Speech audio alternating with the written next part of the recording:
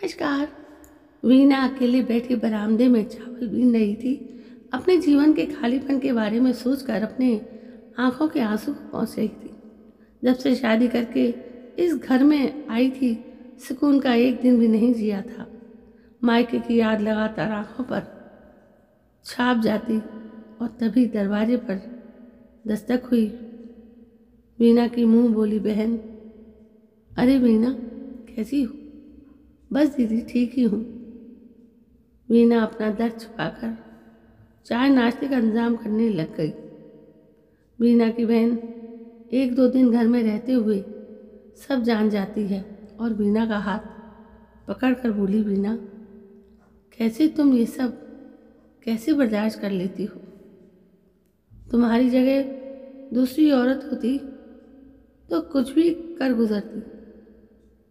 अब तक कैसे झेल लेती हो इतना दर्द? अपनी ही बहन के तीखे सवाल से वीना सहम सी गई और बोली, दीदी, सच कहूँ तो गलती तो मेरी ही है। जवानी की दहलीज पर कदम रखते ही मेरे कमज़ोर कदम लड़खड़ा गए थे और अपने ही घर वालों की इज्जत को नीलाम करके अपनों को ही दुखी कर दिया था मैंने। मेरी जैसी बेटी की वजह से समाज बेटियों से नफरत करता है। मेरी पढ़ाई में ग्रेजुएशन के पहले साल में ही संजय मेरा प्रेम परवान चढ़ चुका था और हमारे घर वालों की चेतावनी को अनदेखा करके मैंने संजय के प्रेम में आकर हर हद पार कर दी थी। संजय के पास खेती बाड़ी थी, आर्थिक स्थिति ठीक थी। यही देखकर बीच में भी पढ़ाई अधूरी छोड़कर हम दोनों ने शादी कर ली। संजय शादी के पहले दिन से ही नाचने लगा था। जब ये सब देखा तो मेरी आंखें कौंध गईं। यकीन नहीं हुआ कि जिस संजय को मैं जानती हूँ वो तो ये है ही नहीं। उसकी हरकतें लोक लाज और मर्यादा को तार तार करती रही।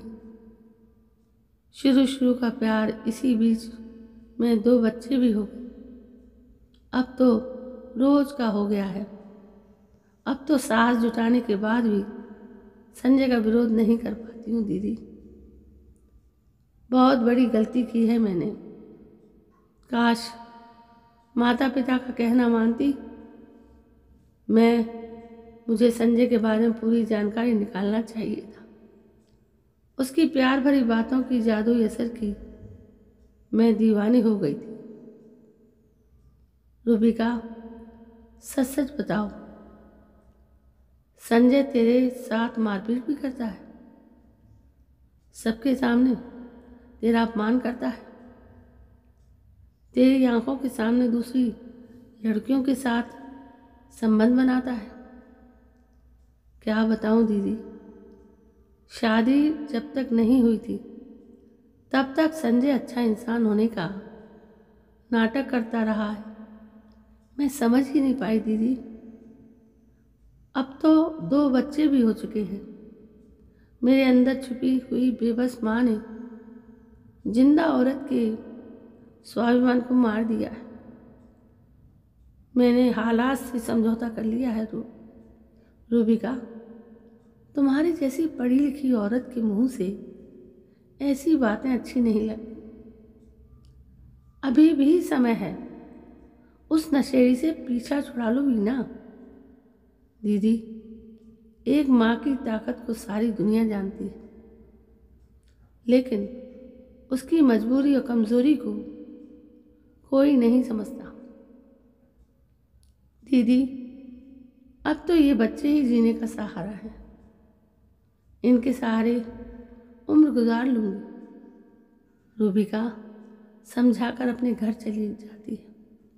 वीना फिर से अपने रोजमर्रा के कामों में लग जाती है। शाम जब संजय आया तो वीना ने स्वादिष्ट पकवान परोसे, लेकिन संजय गुस्से में वीना को घर से निकालने को बोलने लगा। अब मेरा मन भर गया है। मुझे दूसरी शादी करनी है, तुमसे ज़्यादा पढ़ी लिखी और सुंदर लड़की से शादी करूँगा मैं। अरे तू अपने माता पिता की नहीं हुई तो मेरी क्या हो? तुझ जैसी लड़कियाँ किसी की नहीं होती। संजय की बातों से आहत होते हुए संजय को अपने बच्चों की दुहाई देते हुए पैर पकड़ती है, लेकिन संजय टस से मस नहीं होता। तभी संजय की बेटी, जो 11 साल की हो चुकी है, आकर अपने पिता को धक्के से पीछे करके बोलती है, शर्म आती है आपको पापा? बोलते हुए धिक्कार है। शर्म आती है आपको पापा? बोलते हुए धिक्कार है मुझे ऐसे इंसान से। और वीना को बोलती है, चलो माँ हम कहीं भी रह लेंगे, पर इस इंसान के यहाँ अब नहीं। वीना अपने दोनों बच्चों के साथ घर छोड़कर किराए के घर पर रहने लगी थी। एक छोटा सा काम करते हुए दोनों बच्चों को पढ़ाने लगी। कई सालों के बाद आज सब्जी लेने वीना बाजार गई थी कि अचानक से रास्ते में उसको संजय दिखा। बहुत दीनहीन हालत में वीना को देख उसके पास आकर बोला, वीना कैसी हो? आज इतने साल बाद तुम तो और सुंदर हो गई हो। हाँ, लेकिन आप बहुत बदल गए, ऐसी हालत क्यों हो गई आपकी? संजय रोते हुए, तुमसे अलग होकर जब दूसरी शादी की तो बस मेरे पैसे के लिए जुड़ी थी। जब तक पूरा पैसा प्रॉपर्टी बेचकर खा नहीं लिया तब तक प्यार था। फिर मेरा स्वास्थ्य खराब हुआ तो छोड़कर चली गई। पड़ोस के लोग खाना दे जाते हैं, उसी को खाकर समय बेसमय जब मिला जिंदा हूँ।